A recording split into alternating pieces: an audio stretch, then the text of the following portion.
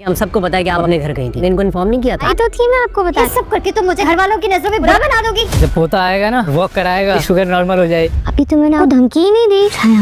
Hello friend, چال باز کی آنے والی قسط بہت ہی زیادہ انٹرسٹنگ ہونے والی ہے، کیونکہ اب عائشہ عائزہ بھابی پر انہی کی چال الٹ کر ان پر وار کرنے والی ہے۔ عائشہ اچھی طرح سمجھ چکی تھی کہ عاشر کچھ کرنا بھی چاہے تو نہیں کر سکتا تھا، کیونکہ وہ رشتوں کے احترام میں بندھا ہوا ایک بے بس شخص ہے جسے رشتوں کو جوڑ کر چلنا ہے۔ وہ جانتی تھی کہ عائزہ بھابی ان بھائیوں کو اپنے اشاروں پر نچانے کے ساتھ اس گھر کی حکمرانی کے خواب بھی دیکھ رہی ہیں، تبھی وہ اسے سب گھر والوں کی نظروں میں گرانے کے لیے اوچھے ہتھ کنڈے استعمال کر رہی ہیں۔ اس لیے اب عائشہ نے بھی عائزہ بھابی کی چال انہیں پر الٹ دی تھی تاکہ عائزہ بھابی کی اصلیت سب گھر والوں کے سامنے آ جائے۔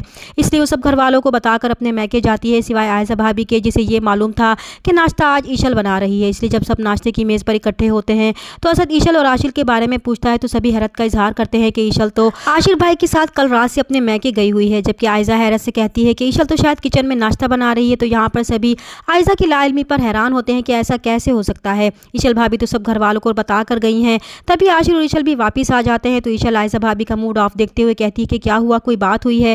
تب روحان عائشہ سے کہتا ہے کہ بات دراصل یہ ہے کہ ہم سب گھر والوں کو پتا ہے کہ آپ اپنے میکے گئی ہوئی تھی، سوائے عائزہ بھابی کے کیا آپ نے انہیں انفارم نہیں کیا تھا؟ جس پر عائشہ بھی عائزہ بھابی کی طرف دیکھتے ہوئے حیرت سے کہتی ہے کہ بھابی آئی تو تھی میں آپ کو بتانے۔ تو یہاں پر عاشر بھی عائشہ کی تصدیق کرتا ہے کہ ہاں بھابی، عائشہ نے آپ کو بلکہ بابا اور عنایہ کو بھی بتایا تھا اور وہ اس کے سامنے ہی بتانے گئی تھی۔ تب روحان بھی بھابی کا مذاق اڑاتا ہے اور کہتا ہے کہ عائزہ بھابی مجھے لگتا ہے کہ آپ کو لمبی چھٹی کی ضرورت ہے، کیونکہ وہ بہت زیادہ باتیں بھولنا شروع ہو گئی ہیں۔ تو روحان کے اس مذاق پر سب ہنستے ہیں، جبکہ عائزہ کا غصے سے برا حال ہو جاتا ہے۔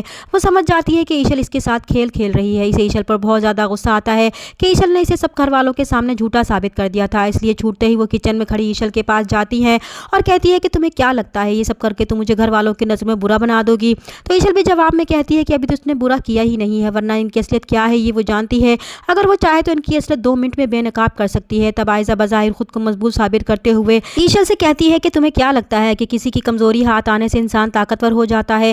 اگر تمہیں لگتا ہے کہ میں تمہاری دھمکیوں سے ڈر جاؤں گی تو یہ تمہاری بھول ہے۔ تب عائشہ بھی عائزہ بھابی کو اس طرح تلملاتے دیکھ کر خوب انجوائے کرتی ہے اور کہتی ہے کہ عائزہ بھابی ابھی تو میں نے آپ کو دھمکی ہی نہیں دی، وہ بھی شایان کی۔ اب عائزہ پریشان ہو جاتی ہے کہ وہ عائشہ کی بلیک میلنگ سے خود کو کیسے بچائے۔ اس پریشانی میں کچن میں کام کرتے ہوئے چھری سے اس کے ہاتھ پر کٹ لگ جائے گا تو اسد عائزہ کو اس طرح انگلی پکڑے دیکھ کر پوچھتا ہے کہ کیا ہوا عائزہ؟ تب عائزہ جھنجھلاتے ہوئے کہتی ہے کہ کچھ نہیں، بس چھوٹا سا کٹ لگ گیا۔ تو اسد کہتا ہے کہ کیا ہو گیا اسے؟ اس کا دھیان آج کل کہاں رہتا ہے؟ اسے بھی لگ رہا ہے کہ اس کی طبیعت واقعی ٹھیک نہیں ہے، اس لیے وہ تیار رہے، وہ شام کو اسے ڈاکٹر کے پاس لے جائے گا۔ دوسری طرف عنایہ کی ماں عنایہ سے کال کر کے حال احوال پوچھتی ہے تو عنایہ انہیں کہتی ہے کہ سب کچھ ٹھیک چل رہا ہوتا ہے، لیکن آپ ہی روز ہی کوئی نیا تماشا کھڑا کر دیتی ہیں۔ امی مجھے ڈر ہے کہ کہیں عائزہ آپ ہی کی میں ختم ہونے سے پہلے رشتے ہی نہ ختم ہو جائیں۔ تو وہ اور بھی پریشان ہو جاتی ہیں اور عنایہ سے کہتی ہیں کہ میں نے عائزہ کو سمجھایا تو تھا، لیکن اب اس کی سمجھ میں نہیں آ رہا تو میں کیا کروں۔ انہیں معلوم تھا کہ یہ سب ان کی تربیت کا ہی نتیجہ ہے کہ وہ اپنی ماں کے آگے کسی کی نہیں سن رہی۔ دوسری طرف اسد عائزہ کو ہاسپٹل لے کر جاتا ہے تو انہیں خوشخبری ملتی ہے۔ تو اسد کے پاؤں ہی زمین پر نہیں ٹک رہے ہوتے۔ وہ سب سے پہلے مٹھائی اپنے بابا کو کھلاتا ہے اور خوشخبری بھی سناتا ہے تو سبھی خوشی سے اچھل پڑتے ہیں۔ عاشر بھی اپنے بھائی کو گلے لگا کر مبارکباد دیتا ہے۔ اس طرح عائزہ ایک بار پھر سے ملکہ بن کر ان سب کے سر پر مسلط ہو چکی ہے۔ اب عائشہ پریشان ہو جاتی ہے کہ اب مقابلہ اور بھی سخت ہونے والا ہے۔